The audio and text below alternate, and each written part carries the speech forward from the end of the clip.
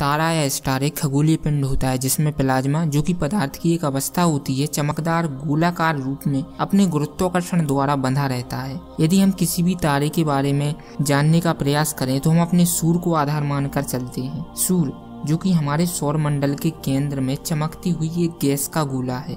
इसका प्रभाव हमारे सौर मंडल के सबसे लास्ट ग्रह या 8वां ग्रह, जो कि वरुण है, उससे कहीं अधिक दूर तक है। सूर्य की तीव्र ऊर्जा और गर्मी के बिना शायद पृथ्वी पर जीवन संभव ही नहीं होता।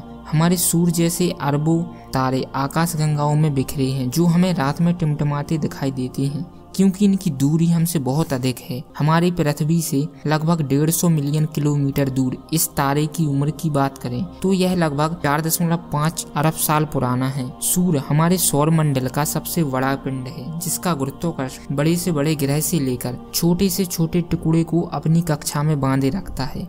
भले ही सूर्य हमारे सौर मंडल के केंद्र में है और हमारे लिए बड़ा उपयोगी है, लेकिन आपको बता दें कि ज्ञात जानकारी के हिसाब से एक सौर मंडल में 1 से अधिक तारे की खोज हो चुकी है और साथ ही अपने सूर्य की तुलना में 100 गुना बड़े तारे खोजे जा चुके हैं। सूर्य के सबसे गर्म हिस्से की बात करें तो वह इसकी कोर है, जिसका तापमान 15 मिलियन डिग्री सेल्सियस के भी ऊपर है। सूर्य की त्रिज्या या रेडियस 7 लाख किलोमीटर है। यदि एक समय के लिए सूर्य को हम खोखला मान लें और उसमें हम पृथ्वियों को भरते जाएं तो आपको करीब 1.3 मिलियन पृथ्वियों की आवश्यकता पड़ेगी, जब जाके आप सूर्य रूपी गोले को भर पाएंगे। तो इस प्रयोग के द्वारा आप सूर्य के आकार का अंदाज लगा सकते हैं। हमारा सूर्य मिल्की वे आकाशगंगाओं में एक सर्पिल भुजा में स्थित है, जिसे ओरियन स्पर कहा जाता है। सूर्य हमारे सौर मंडल के ग्रह, क्षुद्र ग्रहों, धूमकेतुओं और अन्य सभी खगोलीय पिंडों के साथ आकाशगंगा के केंद्र की परिक्रमा करता है। अपना पूरा सौर मंडल 7,20,000 किलोमीटर प्रति घंटे की औसत वेग से परिक्रमा करता है। फिर भी इसे आकाशगंगा का एक परिक्रमा पूरा करने के लिए 230 मिलियन वर्ष का समय लगता है, जहां यदि हम अपनी पृथ्वी की बात करें तो मात्र 365 दिनों में ही सूर्य का एक चक्कर लगा लेती है। अब यदि हम अपने सूर्य के निर्माण की ओर बढ़ें तो आपको बता दें कि करीब 4.6 अरब साल पहले गैस और धूल के विशाल बादल अंतरिक्ष में घूम रहे थे। उन्हें सौर निहारिका कहा जाता है। जैसे कि निहारिका अपने गुरुत्वाकर्षण के कारण तेजी से घूमती हुई एक डिस्क के रूप में सिमट गई, जिससे अधिकांश सामग्री लगभग 99.8% सूर्य को बनाने में सिमट गई और शेष सामग्री द्वारा ग्रह व अन्य वस्तुएं बनी, जो कि अब सूर्य की परिक्रमा करती हैं। सूर्य की संरचना देखें तो यह हाइड्रोजन और हीलियम की एक विशाल गेंद है, जो अपने गुरुत्वाकर्षण द्वारा एक साथ बंधी है।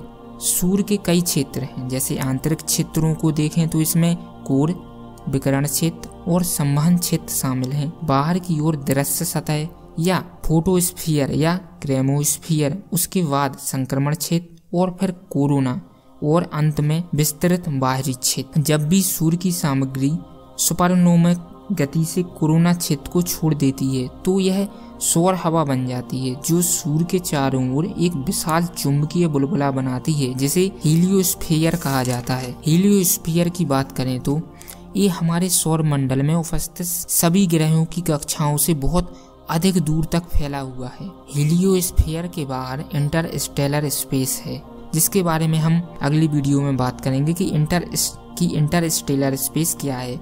सूर्य की कोर सबसे गर्म स्थान है, जहां परमाणु प्रतिक्रियाएं होती रहती हैं, जिसके फलस्वरूप गर्मी और प्रकाश उत्पन्न होता है, जो विकिरण द्वारा बाहर निकलता है। सूर्य के पास पृथ्वी और अन्य चट्टानी ग्रहों की तरह ठोस सतह नहीं है। सूर्य का वह भाग जिसे इसकी सतह कहा जाता है प्रकाश मंडल है। सूर्य का वह भाग जिसे उसकी सतह कहा जाता है प्रकाश मंडल है, जो सबसे अधिक रोशनी उत्सर्जित करता है। यह वही भाग है जिसे हम पृथ्वी से देखते हैं। इसकी मोटाई देखें तो लगभग 250 मील मोटी है, जिसका तापमान करीब 55 डिग्री सेल्सियस तक पहुंच जाता है। इस तरह इस सतह का तापमान कोर की तुलना में भली ना कुछ है, लेकिन ये तापमान इतना है कि हीरे जैसी कठोर पदार्थ को उबला सकता है। सूर्य के अंत की बात करें तो एक दिन ऐसा भी आना है जब सूर्य ठंडा पड़ जाएगा या पूरी तरह से बुझ जाएगा या मर जाएगा। लेकिन रुकिए, ऐसा नहीं है कि सूर्य अकेले ही अस्त होगा, ये साथ में हमें भी ले डूबेगा। कहते हैं कि जब सूर्य का मरना शुरू होगा तो सूर्य एक लाल विशालकाय तारे के रूप में फैल जाएगा, जिससे ये इतना बड़ा हो जाएगा कि यह बुध,